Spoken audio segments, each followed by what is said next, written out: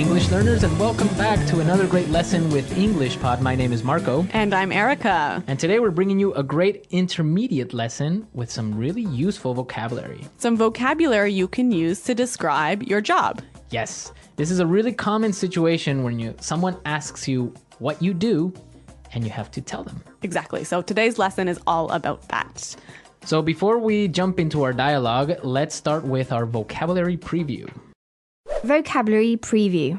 We have two simple phrases today that you'll hear in our dialogue for our vocabulary preview. The first one is VP. VP. VP. So the VP of a company is? The vice president. The vice president, exactly. Yeah, simple little acronym. And the next word is Fortune 500 company. Fortune 500 company. Fortune 500 company. So a Fortune 500 company is? I'll let you explain. Well, Fortune magazine ranks the 500 biggest companies in the US. So a Fortune 500 company basically is? One of the 500 biggest companies in the US. Okay, that's simple. Yep. All right, well, with those words, it sounds like we're going to be talking to some important people today. Yes, we are going to be talking to some important people. So let's listen to our dialogue for the first time. Now, it's going to be a little bit fast, but you don't have to worry about it. Because we'll come back and explain all of the important vocabulary.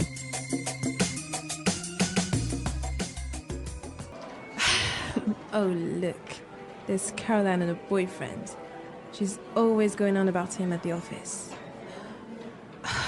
Great, they saw us. They're coming this way. Oh, man.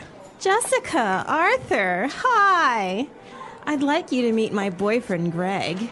He's the VP of Quality and Safety for a top Fortune 500 food company. Nice to meet you. This is my husband, Arthur. Hey, how's it going? Hello? Caroline talks about you all the time. I guess you must be pretty busy at work. Well, yeah, a VP position is not easy, you know.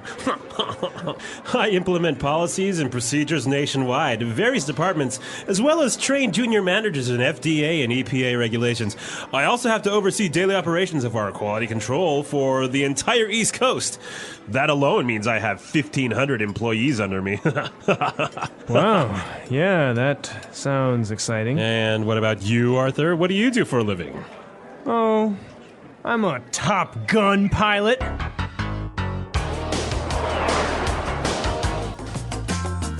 All right, great music for our dialogue again, huh? Chosen by? By moi. Of course. Yeah, Top Gun is one of my all-time favorite movies. And Top Gun pilot, what a cool profession. An excellent profession. Much cooler than being like the VP. Yeah. How boring is that? Anyway, this guy was a bit of a jerk, don't you think? Yeah, you can tell a little bit of the sarcastic tone he had in his voice. Definitely. But he did use some interesting phrases, and we can talk about those now. Right, so let's take a look at language takeaway. Language takeaway. Our first word for language takeaways is implement. Implement. Implement. Implement. Let's listen to some examples of this word to help us understand its meaning. Example 1. Our company has to implement this sales strategy. Example 2. Sarah will be responsible for implementing the plan. Example 3. I implemented several new policies. Okay, great examples. And just in case, to implement means to? Put into action. Put into action. Great. Exactly. Our second word for language takeaway, policies. Policies. Policies. Policies. So policies are basically rules and regulations. Exactly. Formal rules. For a company or an organization. Exactly. Policies. Great. Third word? Oversee. Oversee. Oversee. Oversee. So when you oversee operations, it means? Like you watch it to make sure it's okay. You supervise it. This is an excellent word to use when you want to talk about your job responsibilities. Right. Oversee. Great. And our last word for language takeaway, it's kind of tricky, so let's listen to how it was used in our dialogue. That alone means I have 1,500 employees under me. That alone means I have 1,500 employees under me. So this guy has 1,500 employees under him, meaning he supervises 1,500 employees. Right, he manages 1,500 employees. He must be a busy man. Yes, for 1,500 employees. How many employees do you have under you, Erica? 2. Yeah, not quite as much as 1,500. Yeah, I guess I'm not a VP right yet. Not yet, but you will. Okay. All right, so with this in mind, we are ready to listen to our dialogue for a second time, and this time it's going to be slower. Oh, look, there's Caroline and her boyfriend. She's always going on about him at the office. Oh, great, they saw us. They're coming this way. Oh, man. Jessica, Arthur, hi. I'd like you to meet my boyfriend, Greg. He's the VP of Quality and Safety for a top Fortune 500 food company. Nice to meet you. This is my husband, Arthur. Hey, how's it going? Hello? Caroline talks about you all the time. I guess you must be pretty busy at work. Well, yeah. A VP position is not easy, you know. I implement policies and procedures nationwide of various departments, as well as train junior managers in FDA and EPA regulations. I also have to oversee daily operations of our quality control for the entire East Coast. That alone means I have 1,500 employees under me. Wow, yeah, that sounds exciting.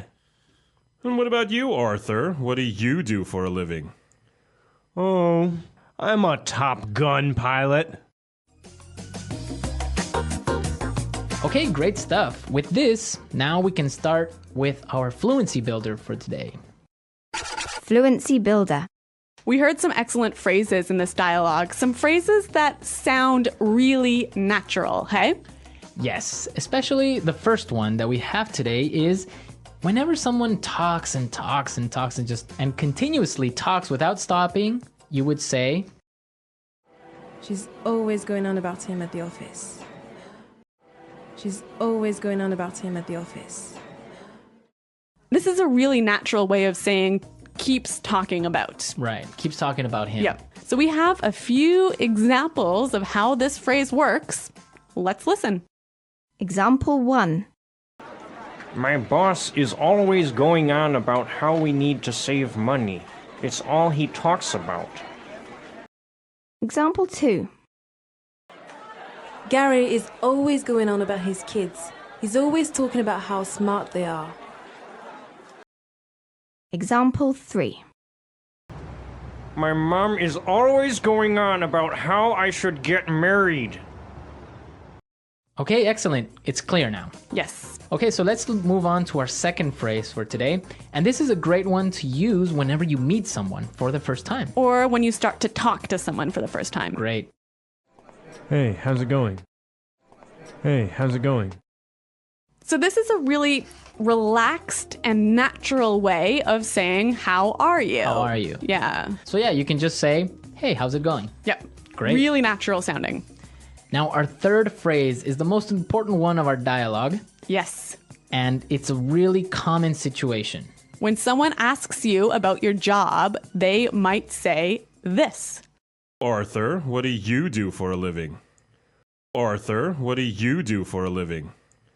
So this is a really great way of asking what work do you do or what is your job? Yes. I know a lot of students sometimes say, what is your job? Yeah, and that is, it's kind of correct, but not really.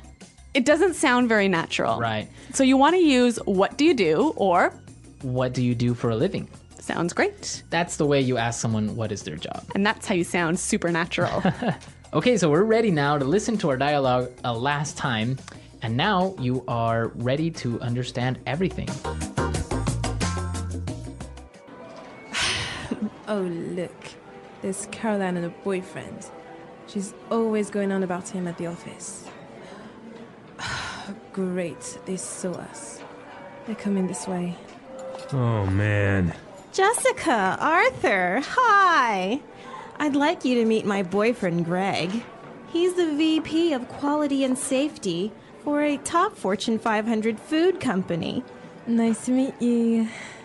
This is my husband, Arthur. Hey, how's it going? Hello?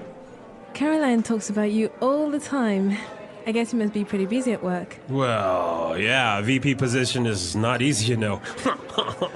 I implement policies and procedures nationwide, various departments, as well as train junior managers in FDA and EPA regulations. I also have to oversee daily operations of our quality control for the entire East Coast. That alone means I have 1,500 employees under me.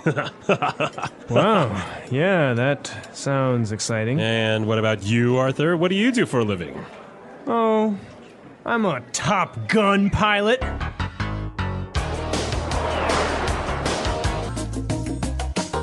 Okay, so I have a little challenge for our listeners today. What is it? 2 challenges, actually. Okay.